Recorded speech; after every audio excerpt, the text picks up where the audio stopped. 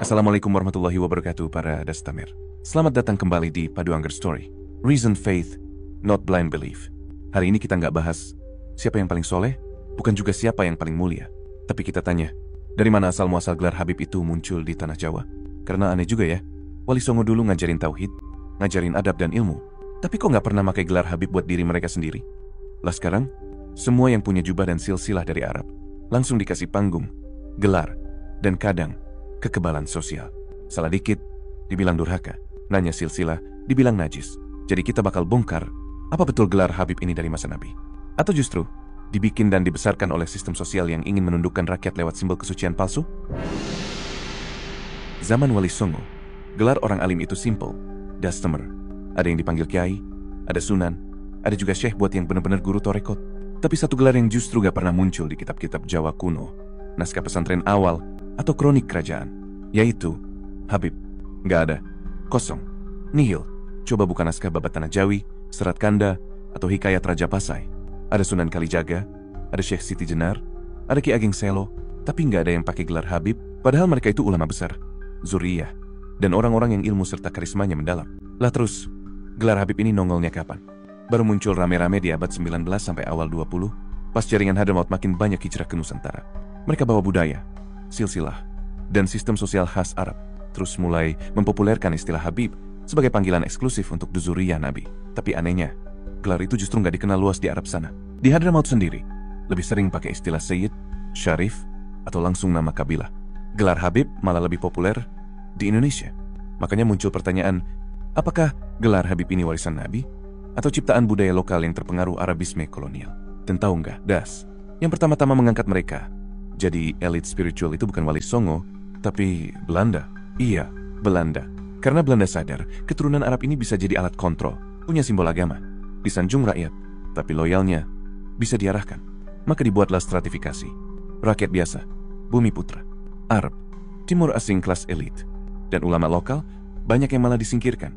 Jadi bukan cuma warisan gelar, tapi ini warisan kuasa. Saya ini 20 tahun lamanya di negara-negara Arab, dari mulai di Irak tahun 71, di Syria sampai 73, di Lebanon, di Mesir, di Libya, di Tunisia, Maroko, Aljazair, keliling betul. Tidak ada di sana orang yang dipanggil Habib. Langkah babi-babi itu. Nggak ada. Itu ini hanya di sini. Nah sekarang kita masuk ke bagian paling nyeleneh. Gelar Habib itu nggak muncul dari langit. Dia diangkat dan dibesarkan oleh tangan kolonial. Dan ini bukan teori konspirasi, Dastamer. Ini fakta sejarah. Tahun-tahun akhir 1800-an, Belanda makin pusing ngadepin perlawanan rakyat, terutama dari kalangan pesantren dan ulama pribumi. Nggak bisa mereka jinakkan, nggak bisa mereka suap. Lalu muncul akal-akalan Belanda. Angkat elit baru dari kalangan imigran Arab yang lebih bisa dikontrol. Siapa yang mereka pilih? Kaum Ba'alawi, yang datang dari Hadramaut, tinggal di Batavia, Pekalongan, Surabaya, dan lain-lain. Bawa silsilah, bawa jubah, bawa wibawa dari narasi zuriyah Nabi. Dan salah satu tokoh paling strategis adalah Habib Utsman bin Yahya. Beliau ini dijadikan mufti resmi pemerintah Hindia Belanda. Bayangin ya, orang yang katanya zuriyah Nabi, jadi penasihat agama buat penjajah. Fatwanya di ACC Belanda. Hubungannya erat banget sama gubernur jenderal. Dan dia ikut menyusun fatwa-fatwa yang meredam perlawanan umat Islam. Dastamer, ini kayak jadi ustadz di kampung, tapi khutbahnya naskah dari Belanda. Ngakunya pemersatu umat, tapi jadi stempel religius buat kolonialisme. Dan disinilah proyek pengangkatan gelar Habib makin masif. Dibuat spesial, dikasih panggung. Bahkan dalam struktur sosial Hindia Belanda, kaum Arab punya kasta lebih tinggi dari pribumi.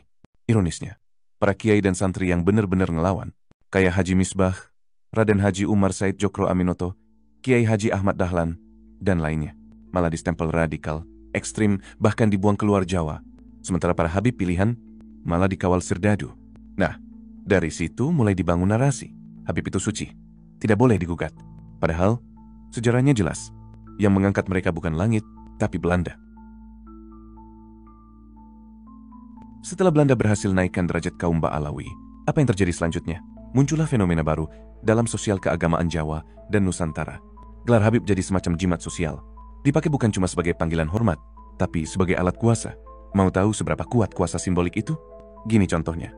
Kalau seorang santri nanya soal nasab Wali Songo, dibilang ngelawan ulama. Kalau sejarawan mengkritik kronologi yang bolong, dicap anti Zuriyah. Bahkan kalau ada rakyat biasa minta bukti, dianggap kafir akhlaknya. Loh, jadi nasab jadi dogma? Emangnya iman? Ini yang bahaya Dastamer. Karena ketika simbol lebih tinggi dari akhlak, keturunan lebih penting dari kebenaran, dan gelar lebih sakral dari fakta, maka kita sedang menyembah mitos, bukan menghormati sejarah. Dan ini bukan cuma soal Habib Utsman bin Yahya di masa Belanda, tapi warisan sistemik yang terus berjalan sampai sekarang. Ada banyak elit agama hari ini yang hidup dari status itu. Panggung TV, undangan ceramah VIP, amplop tebal dari pejabat. Bahkan, imunitas sosial dari kritik dan koreksi. Coba deh, Das, ada nggak tokoh publik dari golongan Habib yang bisa dikritik kayak tokoh politik lain? Jarang, karena selalu ada tameng sosial yang bilang, jaga adabmu, itu cucu Nabi. Padahal Dastamer, yang bikin seseorang mulia bukan silsilah, tapi sikap, ilmu, dan kontribusinya. Nabi Muhammad pun nggak pernah minta gelar, nggak pernah bikin kasta, dan nggak pernah ngajarin umat untuk menyembah darah keturunan. Lalu kenapa di Nusantara, yang nggak pernah kenal kasta, tiba-tiba tunduk pada sistem darah suci? Jawabannya sederhana, karena proyek kolonial itu berhasil. Mereka bukan cuma menjajah tanah, tapi juga pikiran.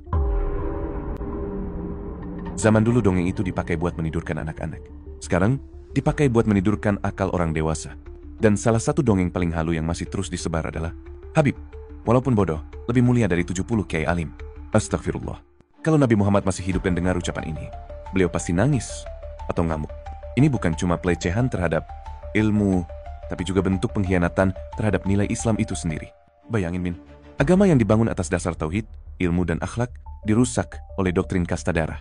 Bukan karena perang, bukan karena ateisme, tapi karena fanatisme ke nenek moyang. Lalu lahirlah budaya aneh. Habib salah, umat yang minta maaf. Habib malas ngaji, tetap dipanggil Sayyiduna. Habibana, Habib ngaku-ngaku Zuriyah tapi silsilahnya bolong, tetap dianggap suci, asal pakai gamis dan bertasbih di kamera. Padahal kalau kita balik ke ajaran para wali songo, mereka justru ngajarin yang sebaliknya. Sing diutamai ku akhlak, ilmu, lan laku lampa, dudu turunan lan bungkus. Tapi sekarang ada yang lebih percaya dongeng khurafat. Habib bisa mendatangkan rantai emas dari langit, bisa nurunin hujan susu, daripada dalil akal sehat dan bukti sejarah. Ada yang lebih tunduk pada foto leluhur yang katanya keramat, daripada suara kiai yang ngajarin kitab kuning tiap hari di langgar kecil. Dastamer, ini bukan cuma khurafat, ini kultus. Dan semua kultus ujungnya sama, membunuh akal dan membungkam yang bertanya. Kita nggak anti Zuriyah Nabi. Kita hormat, kalau memang mereka warisi akhlak, ilmu, dan perjuangan Rasulullah. Tapi, kalau yang diwarisi cuma nama dan gelar, terus dipakai buat menghina ulama lain, dan jadi tameng kekuasaan, itu bukan kemuliaan, itu kultus yang dibungkus dusta. Lebih parah lagi, kalau nasab yang diklaim nyambung ke Nabi ternyata haplogrupnya bukan J1, tapi G, alias bukan Arab Quraisy, tapi jalur genetik Kaukasia bahkan Ashkenazi. Itu bukan Zuriyah. Itu proyek identitas palsu yang dijual atas nama agama. Dastamer, zaman boleh berubah. Kendaraan bisa ganti dari onta ke Alphard. Tapi akal sehat dan warisan nilai gak boleh dikorbankan cuma demi nama besar. Karena kalau kita lihat sejarah dengan jujur, Wali Songo gak pernah ngajarin umat untuk nyembah darah keturunan. Mereka gak pernah bikin kasta, gak pernah nuntut gelar, dan gak pernah minta diistimewakan karena silsilah. Mereka justru datang dari pelosok ke pelosok, nangis di hutan, ngobrol bareng rakyat, tidur di surau, dan ngajarin Islam pakai bahasa lokal, budaya lokal, dengan hati lokal. Lalu sekarang, ada yang baru datang ratusan tahun setelah Wali Songo, bawa silsilah dari seberang laut, tapi langsung naik podium, minta dihormati, dan bilang dirinya Zuriyah paling sah. Dastamer, jangan sampai kita menghina para wali dengan cara menyembah yang bukan mereka.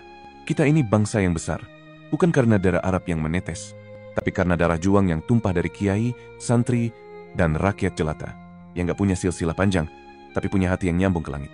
Jadi mulai hari ini, hormati orang karena ilmunya, bukan karena nasabnya. Dengarkan orang karena akhlaknya, bukan karena jubah dan gelarnya. Karena Islam itu tinggi, bukan karena garis keturunan, tapi karena kebenaran yang gak takut dibela, meski harus sendirian. Kula Dastam, kampungan tapi